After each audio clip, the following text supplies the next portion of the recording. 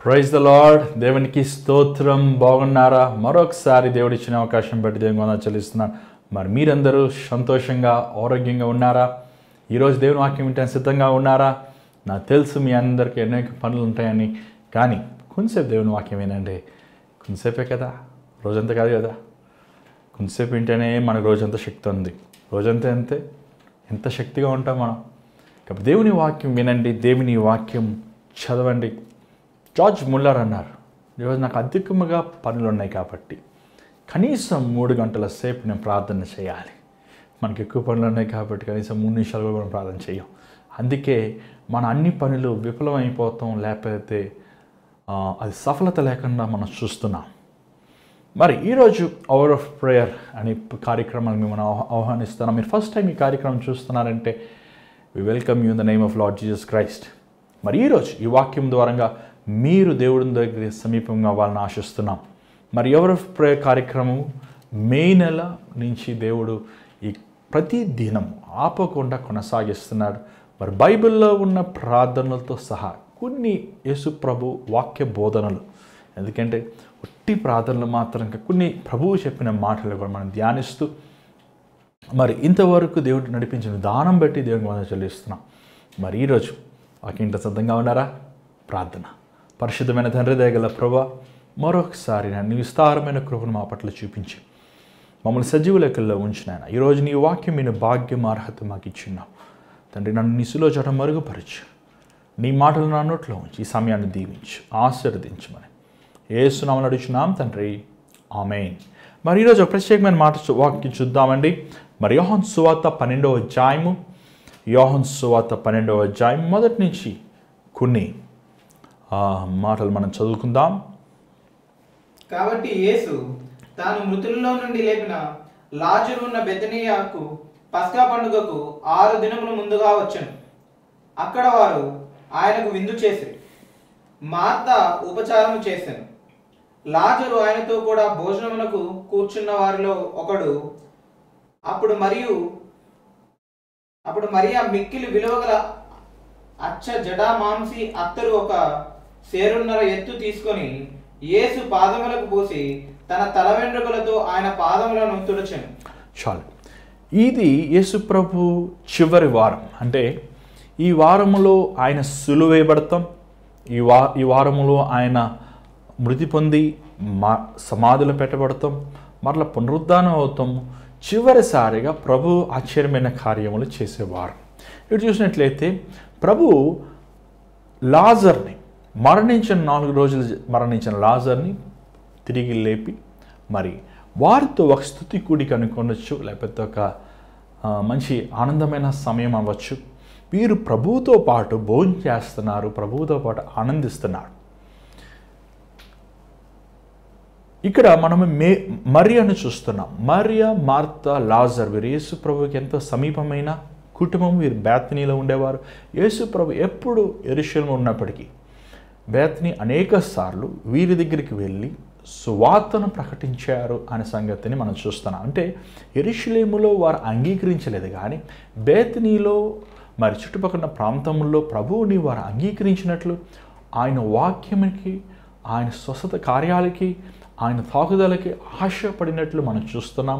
ప్రభు వారిని ఆశించినట్లే అధికముగా వారితో సమయం గడిపినట్టు కూడా మనం చూస్తున్నాం. ఇక్కడ చూసినట్లయితే యేసు ప్రభు ఆయన ఈ అపచెప్పబడిన ఆ వారంలో ఒక ఆశ్చర్యమైన ఏ మానవుడు ప్రభువుకి గణపరిచిన రీతిగా మేరీ యేసు ప్రభుని గణపరిచిన మనం చూస్తున్నాం. ఇక్కడ ఏం జరిగిందంటే ప్రభు భోజనం చేస్తున్నప్పుడు మరి మీ అందరు చెప్పినట్లు పాదములు వెనకాలుంటాయి, తల గుండ్రంగా బల్ల ఉంటుంది. ఆ బల్ల దగ్గర వీరు పడుకుని తింటుంటారు. అంటే పాదములు వెనక్కుంటే ఇలాగా ఆనుకుని ముందు భోజనం చేసేది. అది యూదుల సాంప్రదాయం. మన భారత సాంప్రదాయంలో మనం బాస్పెట్లు వేసుకుని కూర్చుంటాం. మరి ఈరోజు బాస్పెట్లు వేసుకోము, బల్ల మీద కూర్చోము, నిలబడి బఫే సిస్టమ్ అంటారు, బఫెలో సిస్టమ్. అందుకే బాగా తినేస్తున్నాం.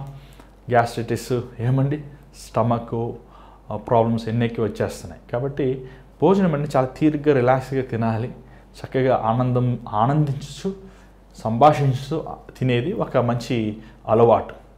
మీరు వివాహమై ఉంటే మీకు భార్య కానీ భర్త కానీ బిడ్డలు ఉంటే మీరందరూ కలిసి భోజనం చేయండి, అది చాలా మంచి అలవాటు. ఆ భోజనం కలిసి భోజనం చేసినప్పుడు ఏమవుతుందంటే ఒకరి గురించి ఒకరు మనము మాట్లాడుకుంటానికి సంభాషిస్తానికి దేవుని చేసిన మేలు స్తుతిస్తానికి అవకాశం ఉంటుంది. ఖచ్చితంగా మన కుటుంబ ప్రార్థన చేసుకుంటాం, కానీ కలిసి భోజనం చేస్తాము కూడా ఒక మంచి అలవాటు అనేది మీకు అందరికీ తెలియపరుస్తున్నాను. ఈరోజు పెద్దవారు ఒక సమయం తింటాడు, చిన్నవాడు ఒక సమయం తింటాడు, నాన్న ఒక సమయం తింటా, అమ్మ ఒక సమయం తింటాం వల్ల ఆ ఒకరిలో ఒకరికి ప్రేమ కానీ అనురాగం కానీ వారి పెద్దవారు అయిపోయినప్పుడు అది తొలగిపోతాం మనం చూడగలుగుతున్నాం. కానీ యేసు ప్రభు దినములో పురుషులందరూ స్త్రీలందరూ సపరేట్గా తినేవారు, పురుషులు స్త్రీలు కలిసి తినేవారు కాదు. మరి ఆ ఇంటి యజమానుడు అయినప్పటికీ వారు అతిథులతో పురుషులందరూ కలిసి తినేవారు, స్త్రీలందరూ కలిసి భోజనం చేసేవారు. అది మంచి పద్ధతి. అది యాక్చువల్గా అనవసరమైన శోధనకి రాకుండా స్త్రీలు పురుషులు వారు కలిసి ప్రార్థిస్తాం, వారు కలిసి దేవుని వాక్యమును ధ్యానిస్తాం, కలిసి దేవుని విషయాల గురించి మాట్లాడుకుంటాం. మంచి ఒక అలవాటు. అనవసరమైన ఈరోజు మరి మందిరాల్లో కూడా పురుషులు స్త్రీలు కలిసి కూర్చుంటున్నారు. మరి అది ఎంతవరకు కరెక్ట్ లేదో నాకు తెలియదు, కానీ బట్ బైబిల్ ప్రకారం మీరు బైబిల్ చూస్తుంటే స్త్రీలకి ఒక వ్యత్యాసమైన చోటు, పురుషులకు ఒక వ్యత్యాసమైన చోటు.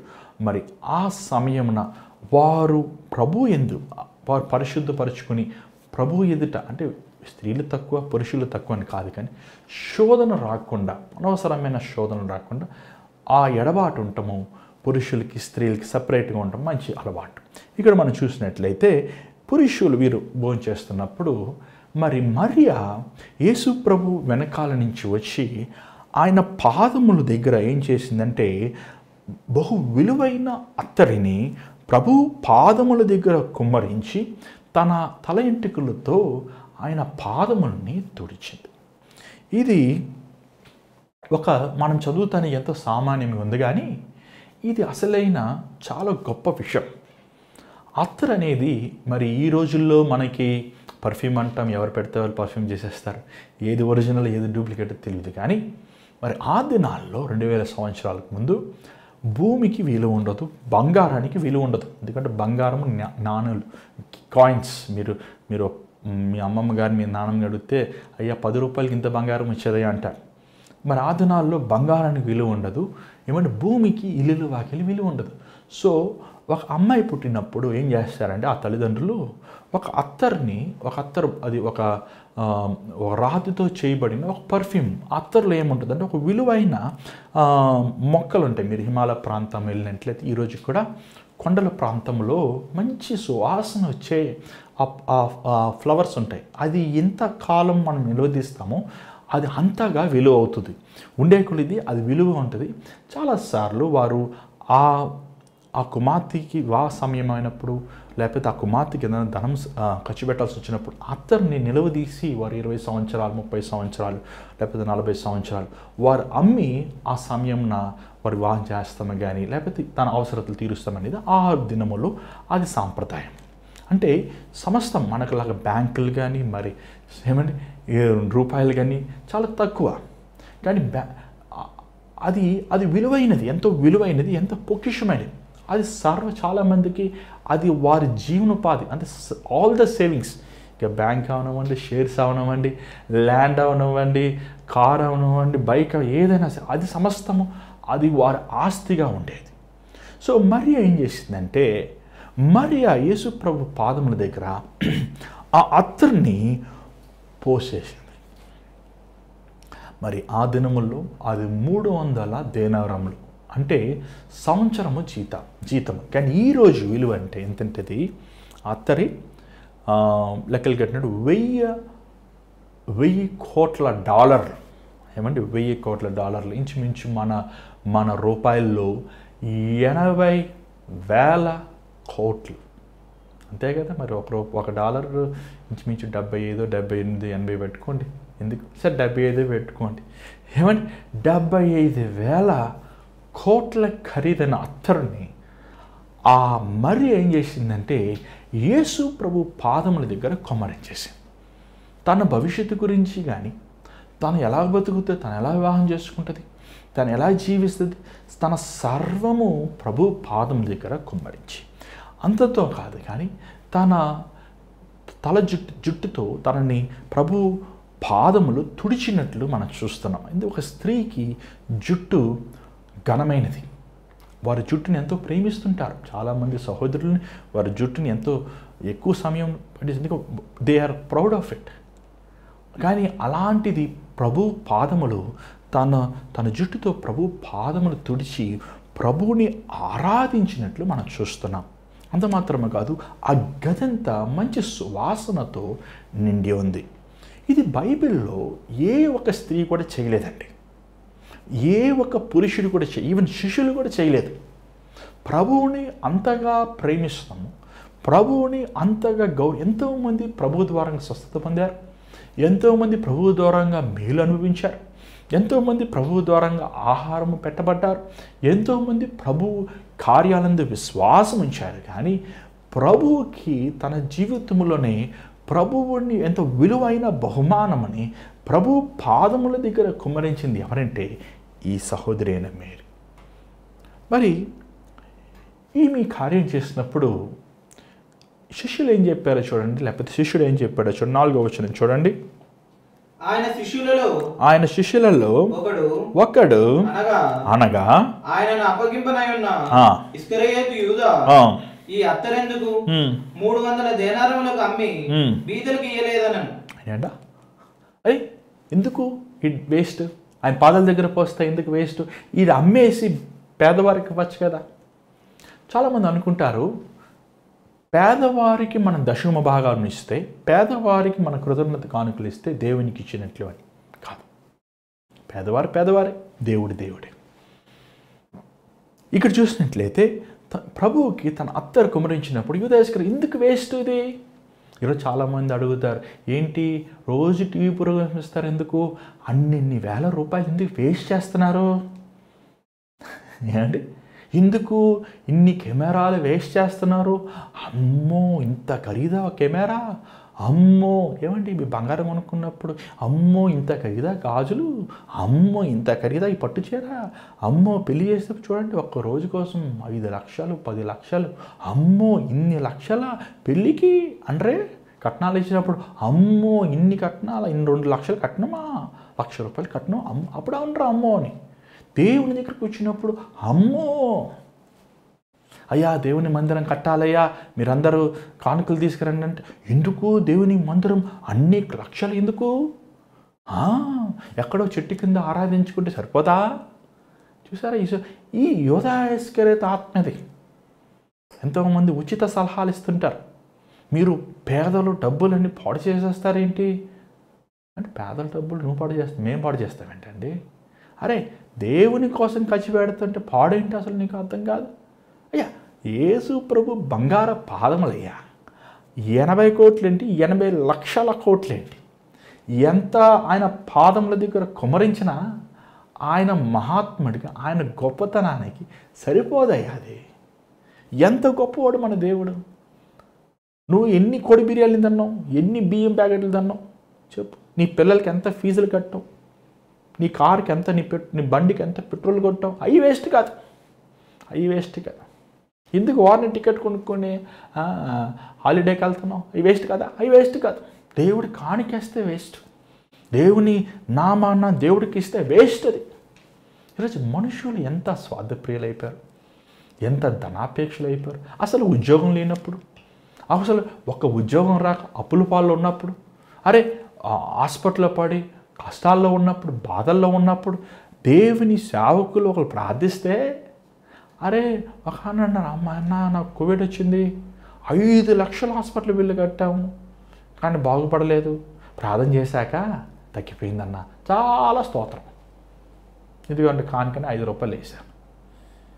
ఏమండి మళ్ళీ వెంటనే ఫోన్ చేసి అన్న ప్రార్థన చేయండి, మాకు చాలా అప్పులు ఉన్నాయి. మరి అప్పులు ఉండకుండా నిప్పులు ఉంటాయా మీకు, ఏమండి ఆస్తులు ఉంటాయా మీకు, దేవుడికి ఇవ్వాల్సి వచ్చినప్పుడు నువ్వు ఆలోచిస్తున్నావే, యేసు ప్రభు సువార్తను ప్రకటించాల్సి వచ్చినప్పుడు ఆలోచిస్తున్నావు. అసలు ఎవరు ఈ మాట అన్నాడు? యూదా ఇస్కరియోతు. అరే, యేసు ప్రభు గొప్పతనాన్ని చూసినవాడు, యేసు ప్రభు ఎంత మహాత్ముడు, ఎంత సర్వశక్తి కలిగినవాడు, ఎంత బలమైనవాడు, ఎంతో విలువైనవాడు సంగతిని ఎరిగిన భ్రష్టుడైన యూదా ఇస్కరియోతు. ఈరోజు ఎంతోమంది యూదా ఇస్కరియోతులు ఉన్నారండి. దేవుని కోసము ధనము ఖర్చు పెడుతున్నప్పుడు ఇందుకిన్ని లైట్లు, ఇందుకింత ఆర్భాటము, ఇందుకింత ప్రేమైన దేవుని బిడ్డారా, దేవుని విషయాలు ఇప్పుడు ఘనముగా జరగాలి. దేవుని సేవ ఇప్పుడు ఘనముగా జరగాలి. మన దేవుడు నువ్వు అడుక్కున్నవాడు కాదండి, రోషం కలిగినవాడు. నువ్వు చిరిగిపోయిన చొక్కా వేసుకున్న కారణం ఏంటంటే నువ్వు దేవునికి ఇవ్వలేదు. నువ్వు దేవునికి ఇచ్చే విషయంలో నమ్మకంగా లేవు. నువ్వు దేవుని సొమ్ము దొంగతనం. ఎంతమంది దశమ భాగం వేస్తున్నారండి? ఎంతమంది మీ కానుకలు, మీ కృతజ్ఞత కానుకలు, మీ సమర్పణలు దేవునికి యథార్థంగా ఇస్తున్నారు? నోరు తెరిస్తే అప్పులు అప్పులు అప్పులు అప్పులు. కనీసం 100 మందిలో 90% కన్నా మంది అప్పులు ఉంటాయి అనుకుంటా. అప్పులు లేని కుటుంబం ఉండదేమో. ఈరోజు ఎంతోమంది అప్పుల్లో ఉన్నారు, ఎంతోమంది కొరతల్లో ఉన్నారు, ఎంతోమంది ఆర్థికమైన ఇక్కట్లో ఉన్నారు, ఎంతోమంది ఇబ్బందుల్లో ఉన్నారు. దానికి కారణం ఏంటంటే వారి దేవునికి ఇచ్చే విషయంలో నమ్మకాలే. ఇక్కడ చూసినట్లయితే యూదా ఇస్కరియోతు ఏమండి, తను పేదలు ఉన్నారు కదా, పేదలు. కొంతమంది చూడండి, ఈ కోవిడ్ టైంలో మేము అన్నం పెడుతున్నాం పేదవాళ్ళకి, మేము దుప్పటి కప్పుతున్నాం, ఆ ఫోటో మళ్ళీ ఈయన పేదల గురించి నిజంగా అక్కడ కలిగి ఉన్నాడా? పేదవాడైతే నేను యేసుప్రభు ఎంతగా సమ్మెశాడు ఈ రోజుల్లో? 1030 వెండి నాణాలు అంటే ఏమండి, 1000 రూపాయలకు అమ్మేశాడు యేసుప్రభుని. యేసుప్రభు ధర అంటే బానిస ధరది. వాడు గుడ్డు అయినా బానిసకి ధరకి యేసుప్రభుని అమ్మేశాడు. అంత భ్రష్టుడు చూడండి అసలు. అదే ప్రభుతో ఉండి, ప్రభుతో భుజిస్తూ, ప్రభు వాక్యం వింటూ, ప్రభు ఆశ్చర్యమైన కార్యాలు చూస్తూ, ప్రభు గొప్పతనమైన రుచి చూసిన భ్రష్టుడైన యూదా ఇస్కరియోతు. ఈరోజు ఎంతోమంది మీరు అమ్మేస్తున్నారు యేసు ప్రభుని. నువ్వు దశంభాగం ఇవ్వకపోతే దేవుని అమ్మినట్టే. నువ్వు దేవుని నీ సమయం దశంభాగం అంటే ఒట్టి డబ్బు మట్టం కాదండి, సమయం కూడా. 24 గంటల్లో దశంభాగం అంతా 2 గంటల 45 నిమిషాలు. కనీసం చెప్పండి, ఎవరైనా 24 నిమిషాలు నేను ప్రార్థన చేసుకుంటున్నారా? కనీసం 24 నిమిషాలన్నా వాక్యం చదువుకుంటున్నారా? కనీసం 24 నిమిషాలన్నా దేవుని సన్నిధిలో మౌనంగా ఉంటున్నారా? నాకు టైం లేదండి. అలాంటి వారు దేవుడు ఒకే పర్మనెంట్ టైం ఇస్తారు సమాధిలో. నరకంలో నీకు ఫుల్ ప్రేయరే, 24 అవర్స్ ప్రేయరే. నరకంలో ఉన్న వాళ్ళందరూ ఏం చేస్తాను అనుకుంటున్నారు? వైన్ తాగుతున్నారు అనుకుంటున్నారా? సినిమాలు చూస్తాను అనుకున్నారా? ఏసీ రూమ్లో బాగా దొల్లుతున్నారు అనుకుంటున్నారా? వ్యభిచార కార్యం, అగ్ని ఆరదు, పురుగు చావదు. నువ్వు ఇక్కడ ఉపవాసం ఉండి ప్రార్థన చేయకపోతే, ఇక్కడ నువ్వు యథార్థముగా సర్వసత్యములో ప్రభు యథార్థమైన మార్గం నడప, అక్కడ చేస్తావు జాగ్రత్త. కానీ అక్కడికి నీ ఫలితం ఉండదు, అక్కడ నీ విమోచన ఉండదు. మానవుడు ఒకసారి మరణించాక వారికి తీర్పు. ఈరోజు దేవుడిచ్చిన అవకాశాలని, దేవుడిచ్చిన తరుణముల్ని దేవుని సేవకి ఇమ్మంటే, ఏమో దేవుని సేవకు రాయ అంటే ఉద్యోగం చేస్తానంటే నాకు అర్థం కాదు. దేవుడు నిన్ను పిలుస్తున్నాడు అంటే నేను రాను పో అంటున్నామంటే, అసలు అలాంటి వారు నేను నా లెక్కలో అండి దేవుడు అర్థం చేసేస్తాడు ఖచ్చితంగా. నువ్వు అనుకుంటున్నావేమో, నువ్వు ఏ వ్యాపారం అయినా పెట్టు, ఏ బిజినెస్ అయినా పెట్టు, అన్నీ జీరోవే. నేనేం చెప్పిస్తలేదు, చెప్తున్నా నేను జాగ్రత్త. దేవుడి చిత్తము, దేవుడు నన్ను పిలుస్తున్నాడు అని లోపడతా మానేస్తే, నువ్వు 1 లక్షలు సంపాదించినా నీకు మిలిగేది ఆ సంవత్సరం అంతము అప్పులే కానీ ₹1 కాదు. రాసి పెట్టుకోండి మాట. అనుకుంటావు నేను కష్టపడి పని చేస్తాం కాదు. నిన్ను దేవుడు తన కోసం నియమించుకున్నాడు. నిన్ను దేవుడు తన రాజ్యము కోసం, తన పని కోసం సిద్ధపరిచాడు. దేవుని సేవకుడైన వాడు దేవుని ఎదుట నిలబడినప్పుడు దేవుడు ఇస్తాడు నీకు. నువ్వు లోకంలోకి వెళ్ళి ఎంత సంపాదిస్తావో దేవుడు అది ఒకరోజు తన దేవదూత ద్వారా దేవునికి ఇవ్వగలిగిన సామర్థ్యం కలిగి ఉన్నవాడు. మరియా యేసు ప్రభు పాదముల దగ్గర ఆ అత్తర్ని కుమ్మరించినప్పుడు ఆమె యేసు ప్రభుకి ఏది ఇచ్చినా సరే వేస్ట్ కాదు. యేసు ప్రభు పాదముల దగ్గర ఏది కుమ్మరించినా సరే వ్యర్థం కాదు. యేసు ప్రభు విలువైన వాడు, ఆయన లోకరక్షకుడు, ఆయన సిలువలో వేలాడబోతున్నాడు. ఆయన దేహము ఏమంటే కుళ్ళిపోదు. ఈ లోకంలో నాకు ఏ లాభం లేకపోయినా పర్లేదు ప్రభువా, నీకంటే మరలా నేను అత్తరు కొనుక్కోవచ్చేమో, నేను ఆస్తిపాస్తులు సంపాదించుకోవచ్చేమో, కానీ తండ్రి నువ్వు ఉండవయ్యా నిరంతరం. ఒకవేళ నువ్వు మహిమ శరీరం ఉంటావు, నీ మహిమ శరీరానికి అత్తరు పోసినా ఏం పోసినా విలువ లేదయ్యా. ఇది నా చివరి అవకాశం అని దేవుని పాద సన్నిధిలో తన గుండె పలగొట్టుకుంది, తనకున్న విలువైన తన అత్తరుని పలగొట్టుకుంది. అంత మాత్రమే కాదు, ప్రభు పాదములు తుడిచి కల్వరి సిలువలో మానవులు పాపములు అతిక్రమములు మోసుకెళ్ళే ఆ గొర్రె పిల్ల పాదములు ముద్దు పెట్టుకుని, ఎంత గొప్ప భాగ్యం అంటే అసలు మామూలు విషయం కదా అసలు. అది అలాంటి వాళ్ళు ఏమో పుణ్యం అంటారు కదా, అది మనకి అలాంటి ప్రభు పాదములు పట్టుకునేందుకు ఆ పక్కనున్న యోధాయస్గతికి అవగాహన లేదు. ఆ పక్కనున్న శిష్యులు అంటున్నారు. ఇంకో మనం చూసినట్లయితే మత్తయి 26:8 వచ్చిన చూసినట్లయితే, ఎందుకు ఈ వ్యర్థం, ఈ శ్రమ, ఎందుకు ఈ వ్యర్థము? చూడండి, చూస్తున్నమాట. మత్తయి 26:8 వచ్చిన చదవండి ఒకసారి. శిష్యులు చూచి కోపపడి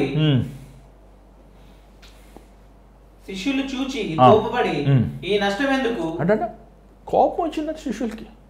ఏమయ్యా, మిమ్మల్ని 3.5 సంవత్సరాలు దేవుడు మేపాడు, ఏమి ఇచ్చారు మీ దేవుడికి చెప్పండి? ₹1 పని చేయకుండా రోజు మీకు చేపలు, రొట్టెలు, సుదిగోడాలు రోజు బిర్యానీ తిన్నారు. అసలు వీళ్ళు ఏమి ఇచ్చారు ఏసాకి? ఇదిగో ప్రభు నేను నా ప్రాణం ఇచ్చేస్తాను, ఇదిగో ప్రభు. మాటలు.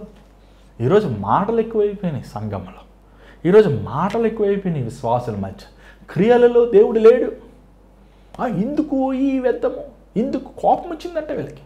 అరే వీడు చేస్తాం మానేసి పక్కోడు చేస్తుంటే వీళ్ళకి అరే పోయిందే ఛాన్స్, అరే ఈ డబ్బులు ఉంటే సంవత్సరం హ్యాపీగా బతికిన వాళ్ళమే, ఎందుకు వేస్ట్? అరే మన స్థలం దేవుని మందిరానికి ఇస్తే ఏమైపోతుంది? అమ్మో ఇవ్వద్దు, ఇల్లు ఇవ్వద్దు, దేవుని మన స్థలాలు ఇవ్వద్దు మందిరానికి అని ఈరోజు చాలామంది చూడండి. అందుకే అది కబ్జాలు చేసేసి చివరికి నీకు నీ పిల్లలు కూడా దొరకని పోద్ది. దేవుడికి ఇచ్చాయా?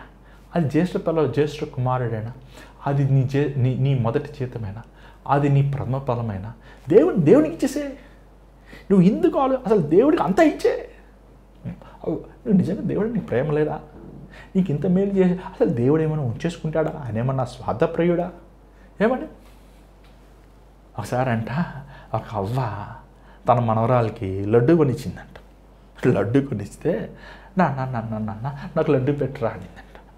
మా లడ్డు ఇవ్వనపా అనిందంట. నన్ను పెట్టరా అనిందంట. నేపన్నవా పెట్టరా అంటే ఇంత పిసికిచ్చిందంట. పాపం అవ్వకి చాలా కోపం వచ్చింది. మనవని పిలిచిందంట. రే మనవడా నాకు లడ్డు పెట్టరా అని కొనిచ్చి లడ్డు పెట్టరా అంటే ఆ మనవడు లడ్డు అంత నోట్లో గుబుక్కు నువ్వు పెట్టాడు. పెట్టిన వెంటనే అవ్వ చాలా సంతోషంతో మెడలో ఉన్న చైన్ తీసేసిందంట. ఏమంటే ఒక అవ్వే తనని ప్రేమించిన వాళ్ళని అంత ప్రేమిస్తే, ఆకాశం భూమి చేసిన ప్రభువు, స్వార్థం లేదని మన ప్రభువులు, ఏ కల్మషము లేని ప్రభువు. దేవా ఇదిగో నా జీవితం ఇదిగోనైనా, నా బ్రతుకు ఇదిగోనైనా, నా బిడ్డలు ఇదిగోనైనా, నా తీసుకో, నీ ఇష్టమయ్యా, నీకంటే ఎక్కువే ఉంది అని నువ్వు ఆయన పాదముల దగ్గర సమర్పించుకుంటే నువ్వు నష్టపోతావా? నువ్వు పాడైపోతావా? నువ్వు వేసారిపోతావా? ఈరోజు సంఘముల్లో ఎందుకు కొరత? ఈరోజు ఎందుకు మందిరముల్లో ధనము గురించి బోధించాల్సి వస్తుంది? ఎందుకు చెప్పండి? ఎందుకు పాస్టర్ గారు ఇంకా ఆ దీనమైన స్థితిలో ఉండాలి? ఏమండి, మీ పాస్టర్ దీనమైన స్థితిలో ఉంటే దానికి కారణం నీవే. నువ్వు ఆత్మ ఫలములు పలుకుతున్నావు, నువ్వు బలపడుతున్నావు వాక్యము ద్వారంగా, నువ్వు విశ్వాసములు ఎదుగుతున్నావు. ఎంతమంది అండి అసలు, ఎంతమంది స్వస్థత పొందారు నిజంగా నాకు చూసినట్లు. కానీ దాంట్లో ఒక 100 మందిలో 2 కానీ 3 తిరిగి వచ్చి ఒక కానుక ఇస్తున్నారండి. అసలు నాకు నిజంగా ఆశ్చర్యం వేస్తుంది. అరే దేవుడు మనకి మేలు చేశాడు, సేవకులు చెప్పినట్లే జరిగింది, సేవకులు చెప్పారు, దేవుడు కృప చెప్పి, డాక్టర్ లేదన్న హోప్ లేదు, బతుకుతారయ్యా, బతుకుతున్నారు, దేవుడు సహాయం అని ప్రార్థించాడు సేవకుడు దేవుని పక్షాన. దేవా ఈ కానుకవ్వాలి అనే ఆశ లేని వారుగా స్వార్థ ప్రియులుగా ఉంటున్నారు. దేవుని నామములో మనమేమి ఈరోజు ఇదొకటే ఏమయ్యా మందిరంలో లైట్ పెట్టాయా, పాస్టర్గా డబ్బులు ఇవ్వండి ముందు. అయ్యా మందిరంలో ఫ్యాన్ పెట్టాయా, ఆ డబ్బులు ఇవ్వండి ముందు. 50 రూపాయలు ఫ్యాన్ అంటే ఈయన 500 వేసుకుంటాడు. ఏమండి వీళ్ళందరూ ఎందుకు బాగుపడతారండి అసలు చెప్పండి? నువ్వు అనుకుంటున్నావు 500 రూపాయలు, కానీ నీకు దేవుడు 5 లక్షల కోట్ల విలువైన దీవెనలు ఆశీర్వాదాలు పోగొట్టుకుంటున్నావు. కానీ మరియా పట్టించుకోలేదు అసలు. యోదాసుకి రెస్పాన్స్ లేదు. శిష్యులు తిడుతున్నారు, యోదాసుకి అరుస్తున్నాడు, వీళ్ళు అరుస్తున్నారు, వాళ్ళు అరుస్తున్నారు, అందరూ అరుస్తున్నారు. పోన్రా మీరున్న ఒకటే లేక నా ప్రభు ఉంటే నాకు చాలు, నా ప్రభు ఉంటే నాకు చాలు. కొంతమంది అండి చెప్తారు, అయ్యా మా భార్యకి చెప్పొద్దయ్యా ఈ డబ్బులు కానుక్కిస్తున్నాను, ఇస్తే ఎందుకు అంటదయ్యా, నీ సారాయి తాగితే తాగమంటదయ్యా, నీ సినిమాలు చదివితే తాగమంటది, ఇంకొక ఆమెకి ఇమ్మంటే ఇమ్మంటదయ్యా, దేవుడికి ఎందుకు అంటదయ్యా. ఒక ఆయన షాక్ అయిపోయాను, దేవుడికి ఇది వద్దంటదయ్యా. ఏంటంట దేవుడికి వద్దంట. చూసినట్లయితే యేసు ప్రభు మాట్లాడుతున్నాడు. 7వ వచనం చదవండి. 12వ అధ్యాయం యోహాను సువార్త 7వ వచనం. కాబట్టి యేసు నన్ను పాతిపెట్టు దినమునకు ఆమెను నుంచుకొని నేడి బీదలు ఎల్లప్పుడూ మీతోనే కూడా ఉందుగురు గాని నేను ఎల్లప్పుడూ మీతో ఉండాలని చెప్పాను. ఆమె తొందర పెట్టద్దయ్యా. What she's doing, she's attaining my body. ఏమంటే నా దేహంని తను ఎంతో విలువైన అత్తరుతో నా పాతిపెట్టిన యూదులు పాతిపెట్టాక 3వ దినమున అత్తరు పోస్తారు. కానీ యేసు ప్రభుకి అత్తరు పోయలేదు, ఎందుకంటే 3వ దినం పునరుద్ధానం అయిపోయాడు యేసు ప్రభు. కానీ ఈ విశ్వాసంతో ప్రభువు దేహముని అత్తరుతో కుమ్మరించి, అంటే ఇంకో మాట చెప్పాలంటే నీ అత్తర కంటే నువ్వు విలువైన వాడువయ్యా. ఈ లోక పొకిషముల కంటే, ఈ లోకంలో ఉన్న పేరు ప్రఖ్యాతుల కంటే, ఈ లోకంలో ఉన్న ఆస్తుపాస్తుల కంటే నువ్వు విలువైన వాడిది నీ దేహమని ఒక సాదృశ్యముగా తన దగ్గర ఉన్న సమస్తము ప్రభు పాదం దగ్గర వెర్రకొట్టేసింది.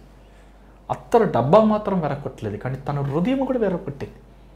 తన గుండె పలిగిపోయింది. ప్రభు అయ్యా నా జీవితం నీకోసం అంకితం చేసేసుకున్నా, నా వివాహం అవ్వకపోయినా పర్వాలేదు, నాకు అందరి వలె ఒక కుటుంబం లేకపోయినా పర్వాలేదు, నన్ను సమాజంలో ధనము లేదని మనుషులు వెలేసిన నన్ను మాకు పర్వాలేదు, నన్ను ఎవరు పట్టించుకోకపోయినా పర్వాలేదు, అయ్యా ఈ జీవితానికి నువ్వు చాలు ప్రభువా అని తను ప్రభు సన్నిధిలో పెరగొట్టి. చూసినట్లయితే లూకా 10:39 మనం చూడగలుగుతున్నాం.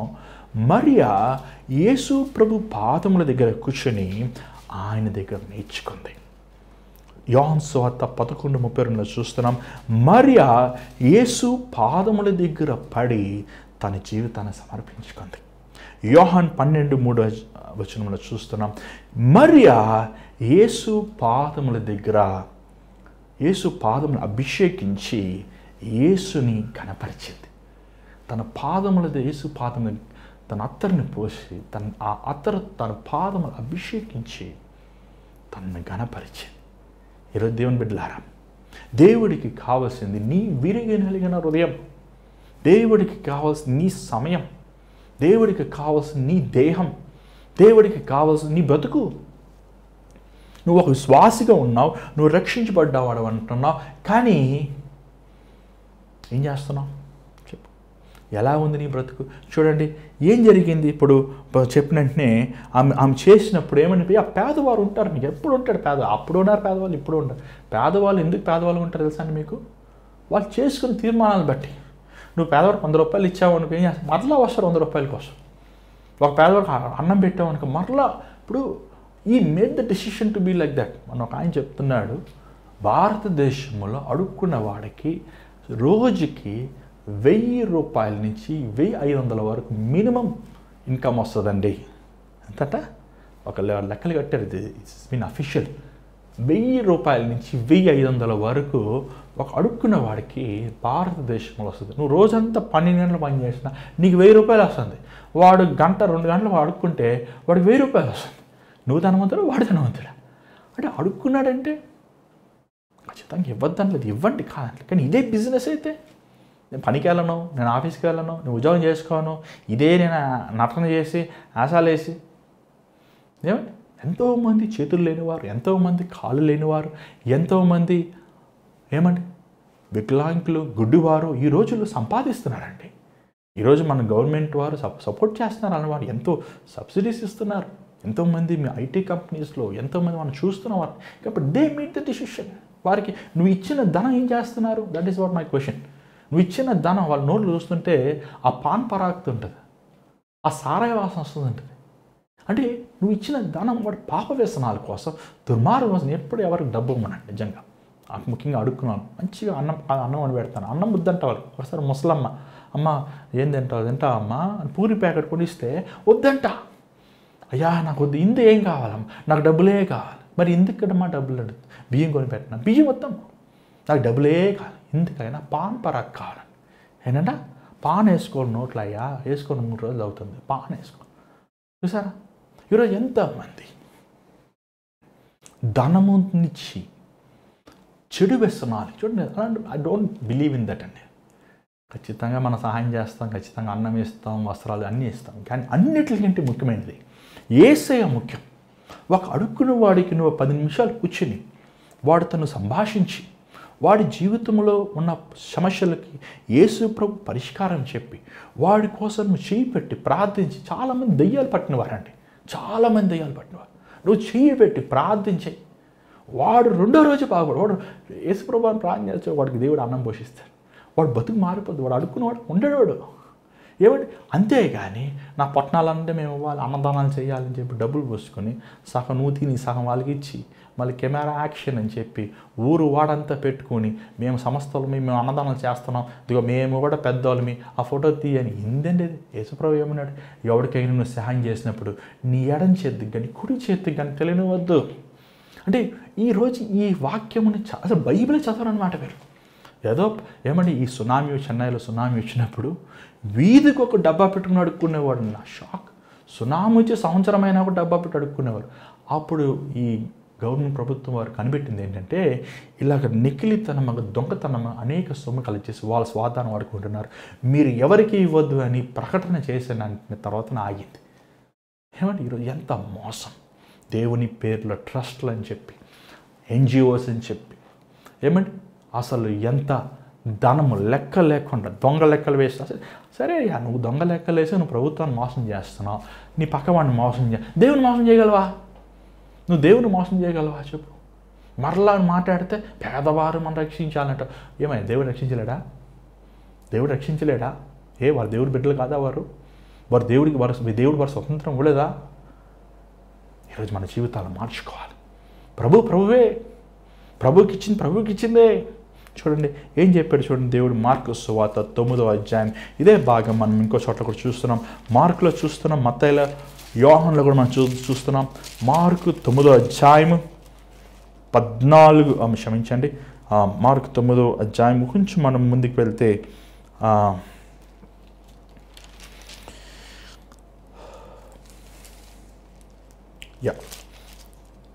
కొంచెం మనకు చూసినట్లయితే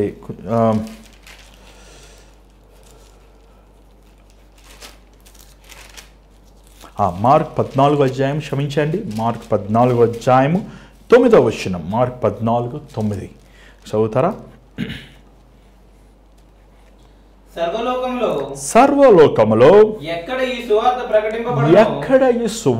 ప్రకటింపబడినో అక్కడ ఈమె చేసినయు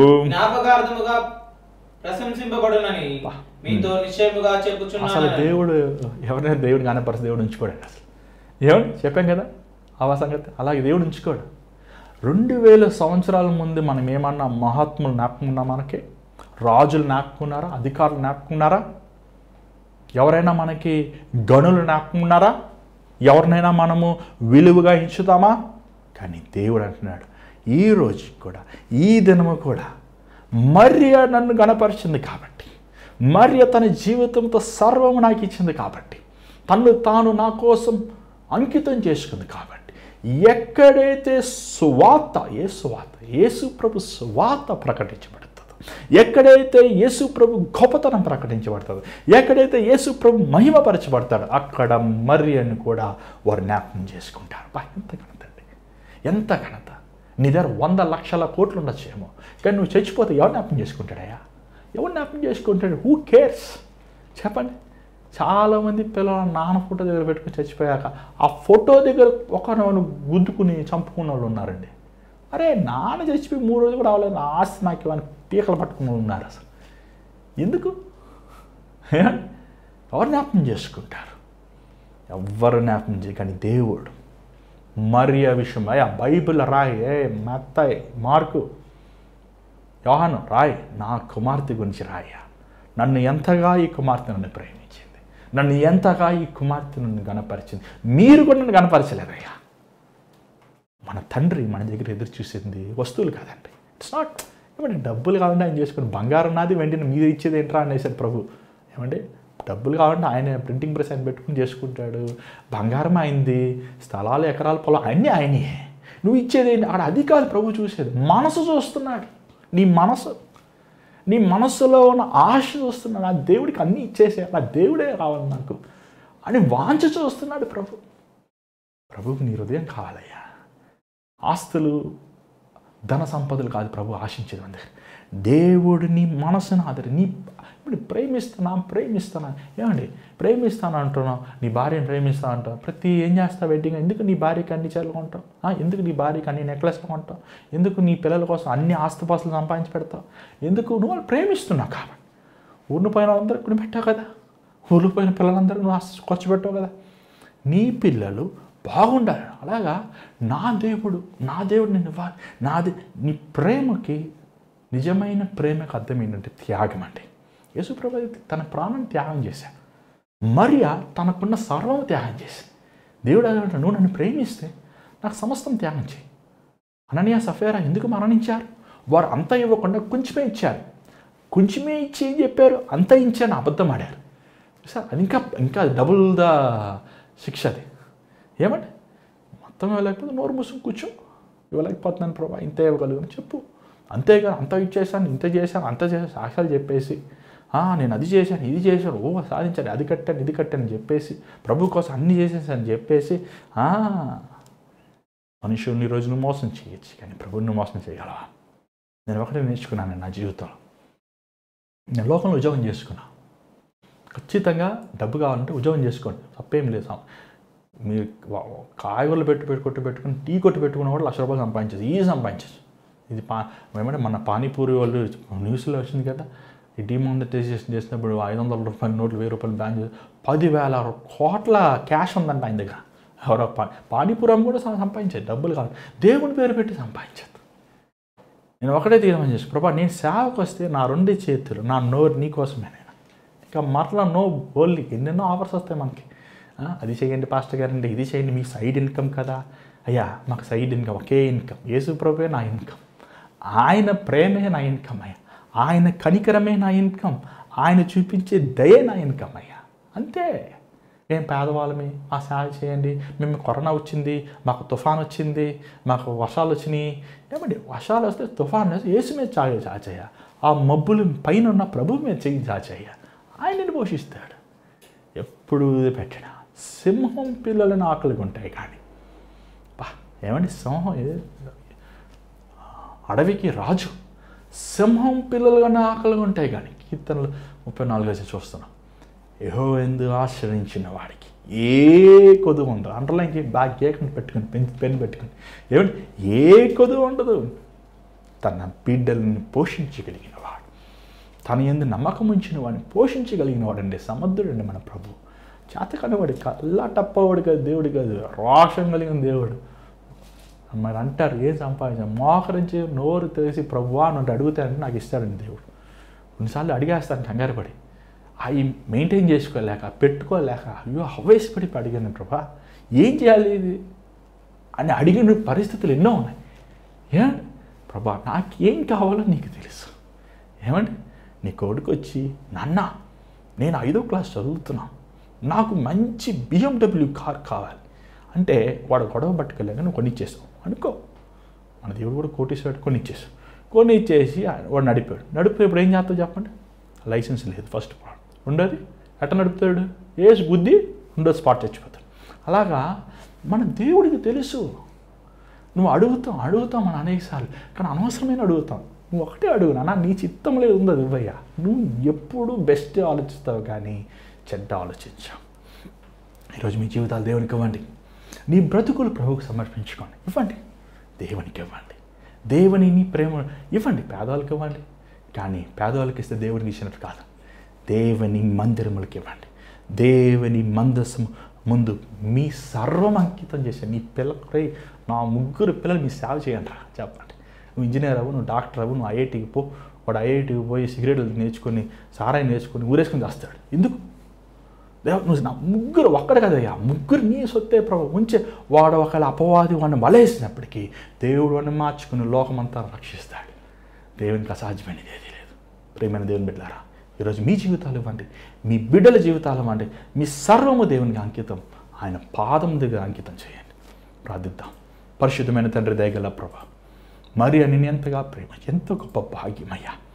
అయ్యో, ఆ గొప్ప భాగ్యము శిష్యులు గ్రహించుకోలేకపోయారు, అక్కడ ఉన్న పెద్దలు గ్రహించుకోలేకపోయారు. నీ ద్వారా స్వస్థత పొందినవారు, నీ ద్వారంగా మేలు అనుభవించిన వారు గ్రహించుకోలేరు.